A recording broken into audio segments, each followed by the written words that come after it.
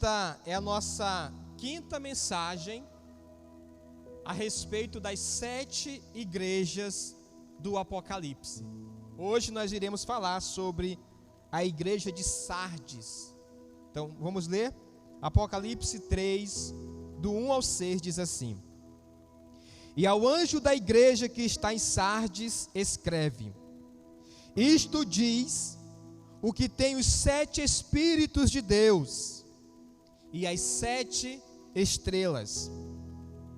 Eu sei as tuas obras, que tens nome de que vives, porém estás morto. Sê vigilante e confirma o restante que estava para morrer, porque não achei as tuas obras perfeitas diante de Deus. Lembra-te, pois, do que tens recebido e ouvido, e guarda-o, e arrepende-te. E se não vigiares, virei sobre ti como um ladrão, e não saberás a que hora sobre ti virei. Mas também tens em Sardes algumas pessoas que não se contaminaram, e comigo andarão de branco, porquanto são dignas disso. Ao que vencer, será vestido de vestes brancas, e de maneira nenhuma riscarei o seu nome do livro da vida, e confessarei o seu nome diante de meu Pai e diante dos seus anjos. Quem tem ouvidos, ouça o que o Espírito diz às igrejas. Diga amém. Fecha os seus olhos para nós fazermos uma oração. Pai, bendito seja o teu nome, exaltado para sempre seja o nome do nosso Deus. Aqui nessa noite estamos reunidos para aprender, Senhor, para sermos instruídos na palavra do Senhor. Nós, como igreja do Senhor, meu Pai, abrimos os nossos corações para receber a palavra do Senhor, a palavra viva, a palavra que cura, a palavra que liberta. Que o toque poderoso da mão do Senhor venha sobre cada vida, meu Deus, que ouve essa palavra neste momento, em nome de Jesus. Digam todos amém. Glória a Deus. Queridos, nós temos falado ao longo dessas semanas, aqui nas quartas-feiras, a respeito das 7 igrejas do Apocalipse. Já falamos de Éfeso, já falamos de Tiatira, já falamos de Pérgamo, já falamos de Esmirna, e hoje a igreja da vez é a igreja de Sardes. Aqui nessa noite tem uma mensagem poderosa de Deus para as nossas vidas. Eu li uma história um tempo desse de uma mulher que aparentemente ela estava muito sadia, uma mulher que, se você olhasse para ela, para a aparência dela, você não ia ver nada de errado. E aquela mulher então, ela marcou uma viagem, e para ela ir essa viagem, ela decidiu fazer alguns exames, para poder viajar. E aí quando ela traz os exames para o médico olhar, o médico leva um susto. E o médico olha para aquela mulher, olha para o exame, olha para a mulher, olha para o exame, e ela diz: doutor, qual o resultado que deu aí? O médico disse: fulana, eu estou aqui admirado. O que, doutor? Ele disse: você tem um tumor, um câncer gravíssimo, e eu não sei como é que você está de pé. Eu não sei como é que você está desse jeito, com essa aparência, porque de acordo com os seus exames aqui, esse câncer já teria te matado. Quando aquela mulher ficou sabendo daquela notícia, acabou o mundo dela, acabou os planos dela, porque era uma mulher, irmãos, que aparentemente a fisionomia dela não demonstrava que ela estava morrendo por dentro, não demonstrava que ela estava se acabando por dentro. Ela tinha uma aparência de que estava bem, mas dentro ela estava morrendo. Ela estava morrendo. Pois muito bem, essa igreja de Sardes, ela parece muito com essa história dessa mulher. Olha o versículo de número 1. Ele diz assim: e ao anjo da igreja que está em Sardes, escreve: isto diz o que tem os 7 Espíritos de Deus e as 7 estrelas. Eu sei as tuas obras, eu te conheço. Tu tens fama de que vive, mas estás morta. Esta igreja aqui de Sardes, ela era uma igreja, irmãos, que ela tinha uma aparência, ela tinha uma fama de que vivia, mas ela estava morta. E a principal mensagem aqui para a igreja de Sardes é esta: aquela igreja era uma igreja de aparência, era uma igreja que as pessoas olhavam para ela e diziam: eita, que igreja! Eita, que igreja maravilhosa! Esta igreja é poderosa, esta igreja é avivada, essa igreja é sobrenatural. Tinha fama, tinha aparência, tinha nome de que vivia, porém estava morta. Irmãos, você já viu pessoas assim? Tem gente que você olha para ela e você pensa que aquela pessoa está às mil maravilhas. Você olha para a pessoa e diz: poxa, essa pessoa tem uma casa boa, ela tem um emprego bom, ela tem dinheiro, essa pessoa tem uma vida muito boa, essa pessoa tem uma vida muito maravilhosa.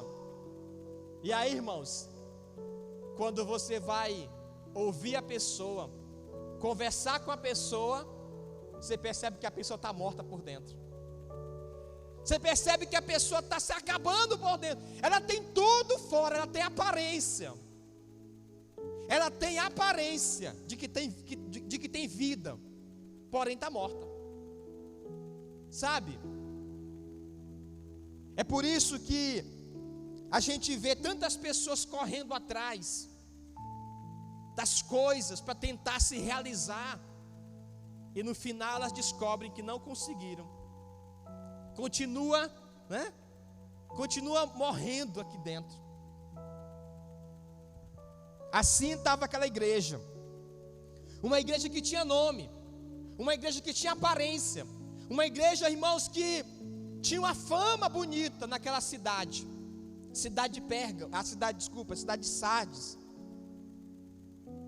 Era uma cidade que foi construída sobre uma rocha, era uma cidade muito segura, tinha uma grande fama fora, mas dentro estava morta.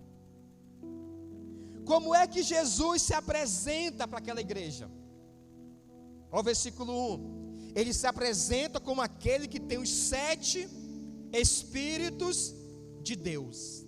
Diga: 7 Espíritos de Deus. Aí você pode perguntar assim: pastor, então Deus tem 7 Espíritos?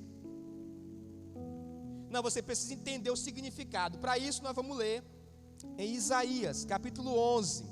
Abra comigo, por favor, Isaías 11, versículo 2. Isaías 11, 2. Procure comigo Isaías 11, versículo 2.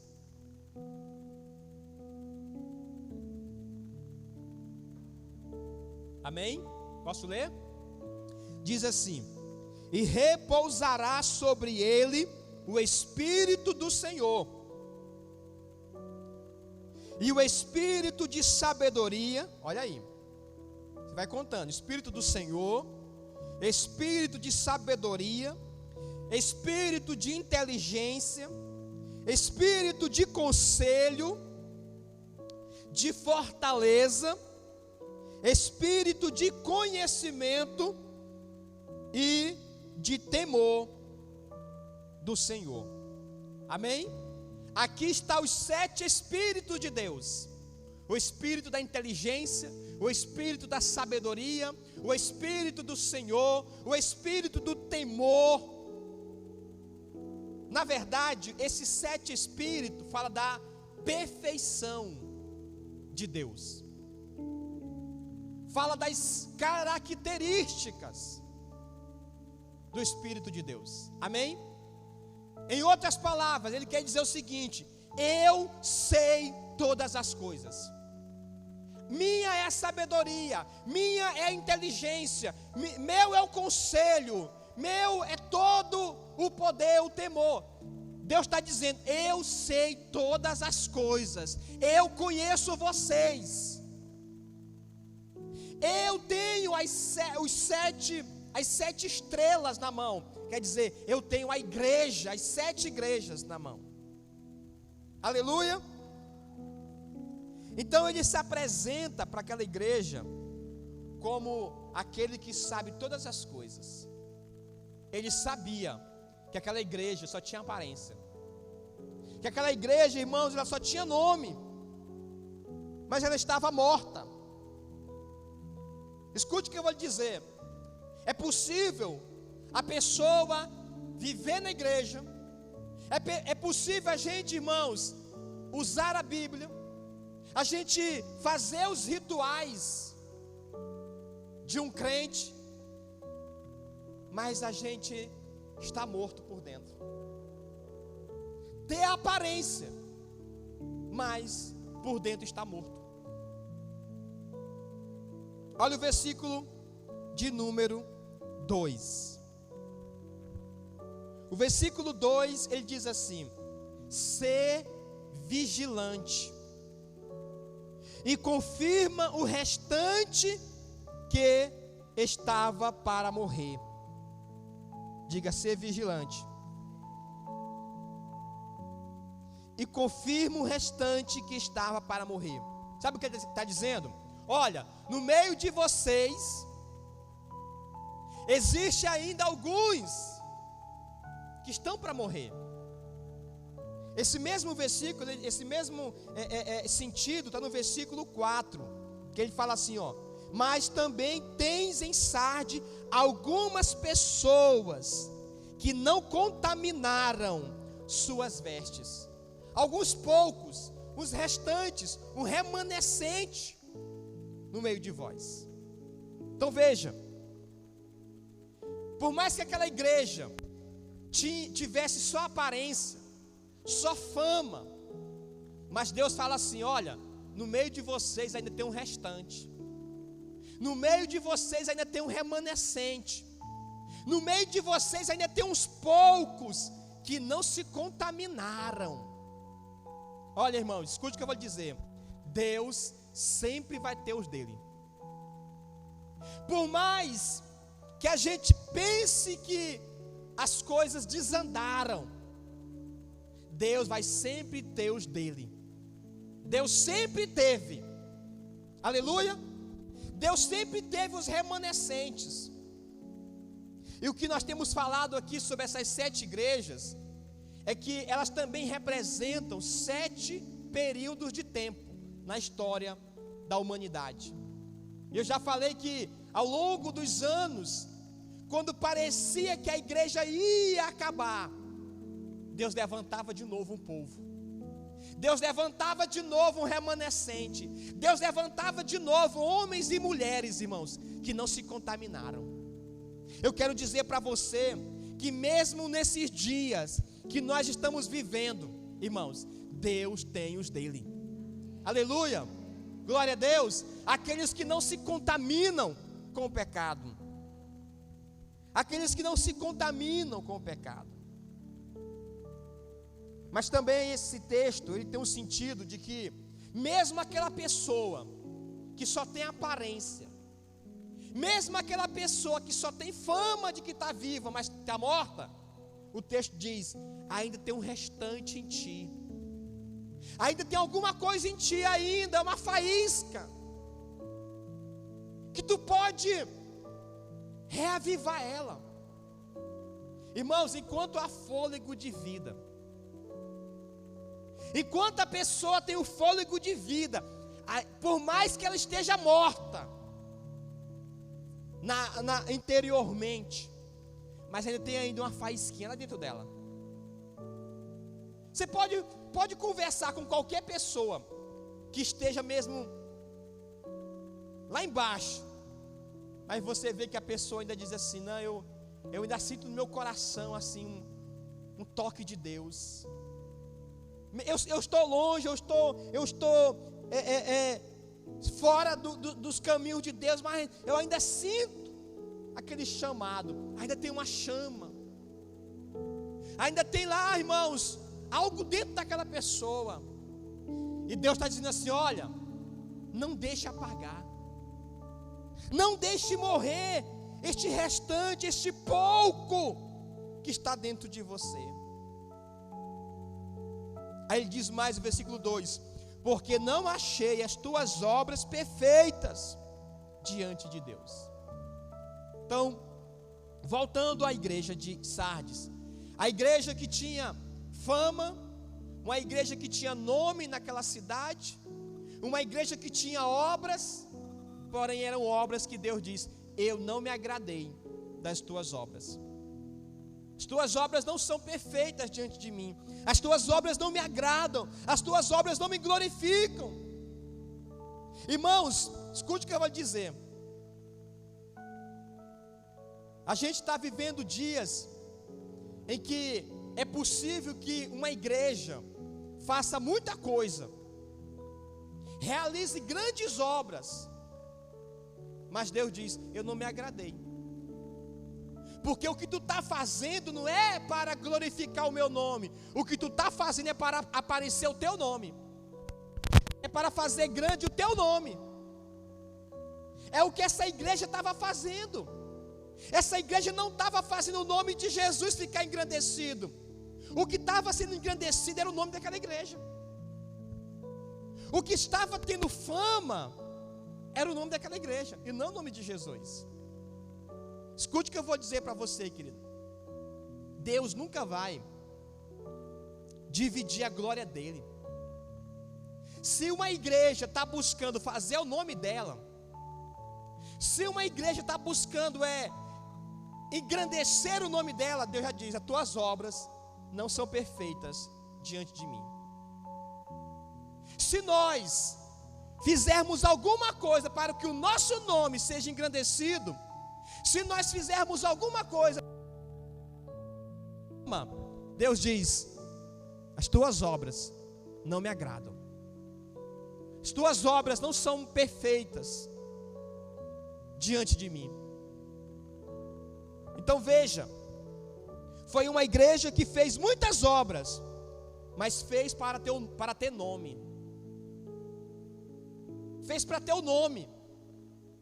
Irmãos, e a gente vê que muitas das vezes esse pensamento passa dentro das pessoas, de querer ter o nome da igreja mais bonito, o nome mais famoso da cidade, o nome mais poderoso. Não, porque o nome da minha igreja é o mais forte aqui, o nome da minha igreja é o mais importante aqui, o nome da minha igreja é o que faz mais diferença aqui. Deus diz, eu não me agrado desse tipo de obra. Se é o teu nome que está aparecendo, se é o teu nome que tem fama, então eu não me agrado dessas tuas obras. Irmãos, o nome que tem que aparecer é o nome de Jesus. O nome que tem que ser glorificado é o nome de Jesus. Não é o nome do pastor, não é o nome do irmão fulano de tal, não é o nome da igreja, é o nome de Jesus. Quando você vai ler os evangelhos, diz assim: e a fama de Jesus se espalhava por todas aquelas cidades. Aleluia. Diga assim: é a fama de Jesus que tem que se espalhar. Aleluia. É a fama do nome de Jesus que tem que se espalhar na cidade. Não é a fama do nome da igreja, não é a fama do irmão fulano de tal, do pregador fulano de tal, não. Porque, irmãos, não é o homem que faz a obra de Deus acontecer. A obra de Deus, ela é feita no poder de Deus. Paulo diz assim: eu preguei, não foi palavra de sabedoria humanas, eu preguei foi do poder do Espírito de Deus. Então é Deus que faz a obra através de nós só somos o canal. Você só é o instrumento de Deus na terra. Aleluia. Se Deus não te ungir para fazer a obra dele, não vai dar certo, irmãos.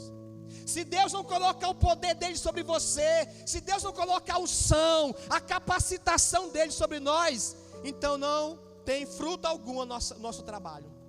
Então a obra, quem realiza é Deus através de nós. Aleluia. É o Espírito Santo que faz. Nós somos apenas cooperadores. Nós somos apenas os instrumentos de Deus. Nós somos apenas o vaso. E sabe como é que Paulo chama a gente? Um vaso de barro. Ele diz: nós somos apenas um vaso de barro, para que ninguém se glorie. Porque um vaso de barro, se cair já era, né? Um vaso de barro é muito vulnerável.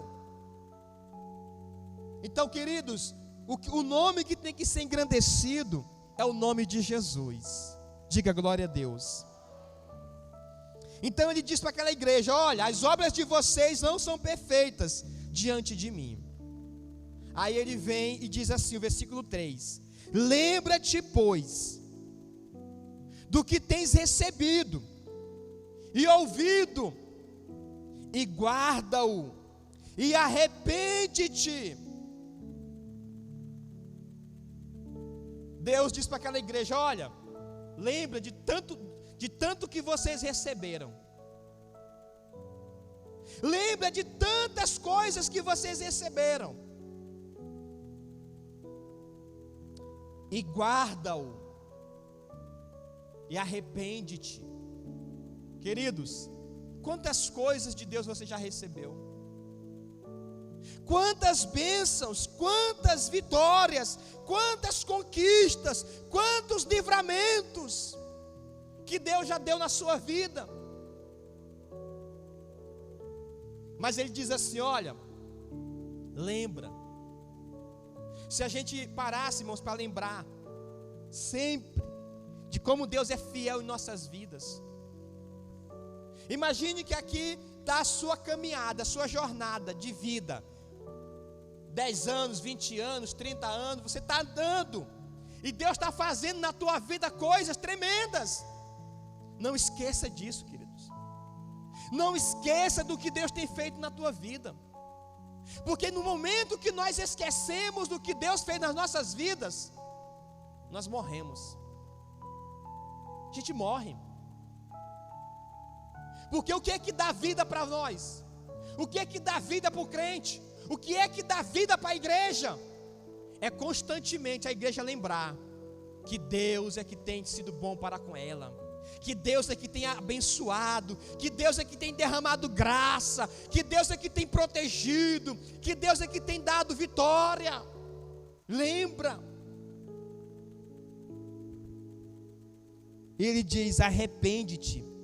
Irmãos, se em algum momento a gente perdeu a vida de Deus em nós, se em algum momento a gente perdeu aquela chama em nosso coração, a gente tem que se arrepender.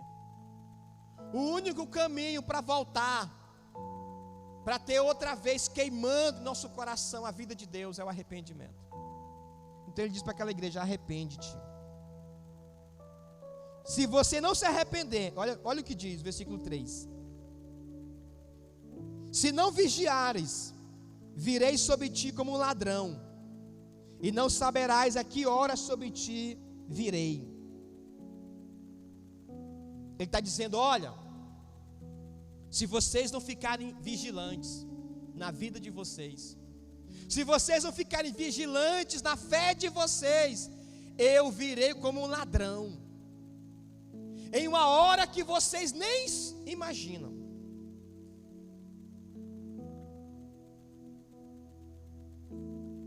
A volta de Jesus será como um ladrão. Jesus diz: como um ladrão, assim será a volta do Filho de Deus. O ladrão, irmãos, ninguém sabe a hora que ele vem roubar. Se você soubesse a hora que o ladrão vem, você ia fazer o quê? Ficava esperando já no ponto, né? Para dar um susto nele. Mas ninguém sabe, o ladrão vem na hora que ninguém imagina. É por isso que ele rouba. Eu uma vez fui roubado na porta da igreja, lá em Codó. Eu estava no telefone, no celular. Irmão, saí da igreja, do culto, para atender lá fora a ligação. Olhei para um lado e para o outro, não tinha um ser humano naquela rua. Eu estou no telefone, quando eu baixo a cabeça, que eu levanto, o cabo com a arma em cima de mim. Passa o telefone agora. Como é que aquele cara apareceu ali tão rápido? O ladrão é assim, ninguém sabe a hora que ele aparece. Eu tive que dar meu celular para aquele ladrão. Jesus diz: assim eu vou voltar, uma hora que vocês não estão esperando. E aí, queridos, a volta de Jesus, o anúncio da volta de Jesus é um dos assuntos mais falados na Bíblia. E é tão misericordioso o Senhor, que Ele está sempre nos avisando. Ele está dizendo: filho, eu vou voltar. Eu vou voltar, te prepara, fique vigilante. Jesus mandou a gente vigiar, sim ou não? Ele disse: vigiai e orai, para não cair em tentação. Aleluia. Vigiar, irmãos. Vigiar, o crente tem que vigiar. Porque se Jesus chegar e ele não tiver vigilante, aí, querido, ele ficou de fora. Então ele diz: vigia, porque eu virei sobre ti como um ladrão, e não saberás a que hora sobre ti virei. Todo dia nós temos que vigiar. Nós estamos falando dessas 7 igrejas, e você vai ver que essa igreja aqui, ela corresponde ao ano de 1517 até o ano de 1700. O período que essa igreja ela representa na história é o ano de 1517 até o ano 1700. Pastor, o que foi que aconteceu nesse tempo? A Reforma Protestante. No ano de 1517, Martinho Lutero, que era um monge católico, ele começou a perceber que havia coisas erradas acontecendo. A igreja católica estava construindo a catedral de São Pedro e estava vendendo as indulgências para vivos e para mortos. A indulgência era comprar terreno no céu. A indulgência era comprar a salvação. Então a igreja católica, para arrecadar dinheiro para construir a catedral de São Pedro, então vendia as indulgências. E Martinho Lutero, quando viu aquilo, Martinho dizia: opa, isso aí não tem fundamento. E aí ele pega e escreve 95 teses. E ele pega aquelas 95 teses e prega na porta da igreja da cidade. E ali, quando a igreja católica fica sabendo que Martinho Lutero está colocando naquele documento, eles expulsam Martinho Lutero. E aí Martinho Lutero vai e inicia a Reforma Protestante. A igreja protestante, né, inicia no ano de 1517. Então, a igreja de Sardes, ela fala desse período na história. Para você ver, irmãos, que cada uma dessas igrejas está falando para um tempo. Está falando para o momento dela lá, contemporâneo. Mas também está falando para os dias de hoje. Nos dias de hoje. Ele está nos alertando para hoje.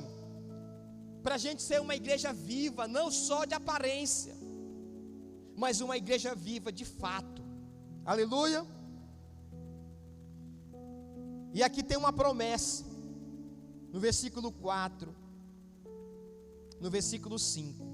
Diz assim: mas também tens em Sardes algumas pessoas que não contaminaram suas vestes, e comigo andarão de branco, porquanto são dignas disso. Olha a promessa tremenda aqui. Deus está dizendo: olha, quem perseverar no meio de vocês, quem não se contaminar com o pecado, vai andar comigo vestido de branco. Aleluia. Porque é digna disso. A minha oração é para que você faça parte, meu irmão. Para que nós façamos partes destes aqui que são chamados de dignos. Desses que andarão vestidos de branco ao lado de Jesus. Glória a Deus. O versículo 5 diz: o que vencer será vestido de vestes brancas, e de maneira nenhuma riscarei o seu nome do livro da vida, e confessarei o seu nome diante do meu Pai e diante dos seus anjos. Meu Deus, que bênção, hein? Jesus está dizendo: olha, vocês que perseverarem, vocês que não se contaminarem, vocês que realmente estiverem vivos, não só na aparência, mas de fato, interiormente, vocês serão vestidos de vestes brancas, vocês andarão comigo, e o nome de vocês não será riscado do livro da vida. Glória a Deus. Aleluia. Um dia eu estava ouvindo um irmão pregando na igreja. Ele falou assim: já tem gente que o nome dele já é borrado no livro da vida, de tanto Deus escrever e apagar. Escreve e apaga, escreve. O irmão queria dizer isso aqui, que Deus, Ele não vai riscar o nome, irmãos, daqueles que não se contaminaram. Amém? Deus não risca. Mas há pessoas que o nome vai ser riscado. Você já viu alguma lista assim de nomes? Vamos lá, tem 100 nomes na lista. Aí a pessoa está lá chamando o nome: fulano de tal, Bruno, fulano de tal, né? Aí chama Rayane, aí chama Wesley, aí chama uma pessoa lá, Francisco. Cadê o Francisco? Ah, não está aqui. Então, riscar aqui o nome dele. Não está. Está fora. Ele diz que Ele não riscará o nosso nome de maneira alguma, amém? Dos que estiverem fiéis, dos que estiverem vigilantes na hora, dos que estiverem de pé na presença dEle, não será riscado os seus nomes do livro da vida. Vocês lembram da história das 10 virgens? 5 eram o quê? Prudentes, e 5 eram insensatas. Elas estavam esperando quem? O noivo, não era? Jesus. Aí fala da volta de Jesus. Quando elas tinham lamparinas, as 5 insensatas estavam apagando a lamparina delas, estavam morrendo o fogo da vida delas. Aí elas foram comprar. Quando elas saíram, irmãos, o noivo chegou. As 5 prudentes entraram e a porta se fechou. Quando a porta acaba de fechar, quem é que chega correndo? as 5 insensatas, as 5 loucas: por favor, abre para nós. Só chegaram atrasadas. Já foi feita a chamada e vocês não estavam na hora. Já foi feita a chamada, o nome de vocês não consta mais. Jesus diz assim: e eu confessarei o seu nome diante de meu Pai e diante dos seus anjos. Irmãos, que maravilha, hein? Jesus chegar diante de Deus, diante dos anjos, e dizer assim: Yasmin, serva fiel. Aleluia. E os anjos verem Jesus falando aquilo, e Deus falar: sim, meu filho, essa serva foi fiel. Ele vai confessar o nosso nome, irmãos. Ele vai confessar o nome daquele que permaneceu vivo, daquele que não se desviou do propósito, daquele que não morreu na caminhada. Porque a caminhada do crente, irmãos, exige perseverança. A caminhada do cristão exige vigilância. Porque se a gente não vigiar, a gente cai. Jesus diz: vigiai, para vocês não cair em tentação. Que nós possamos, queridos, tomar essa palavra em nossas vidas e aprender com esta igreja. Porque esta igreja, segundo os historiadores, foi a primeira das 7 que foram destruídas. Das 7 igrejas do Apocalipse, essa aqui foi a primeira que foi destruída lá em Sardes. Em Sardes. Porque eles não ouviram essa mensagem. Eles não ouviram essa repreensão. Eles não se deixaram ser corrigidos por esta repreensão. Deus está corrigindo a gente. Deus corrige o filho que ama. Ei, irmãos, ei, irmãs, deixe o Senhor corrigir você. E seja, em nome de Jesus, uma pessoa cada vez mais vigilante na sua caminhada com Deus. Vamos ficar em pé neste momento. Vamos orar. Feche seus olhos aí. Coloque a mão no seu coração. Pai querido, obrigado por essa palavra de alerta. Obrigado por esta palavra de exortação para a igreja. Ó Senhor, nós não queremos ter só o nome, Pai. Nós não queremos ter fama de que está vivo, mas está morto. Não, meu Deus, nós queremos de fato ter vida dentro de nós.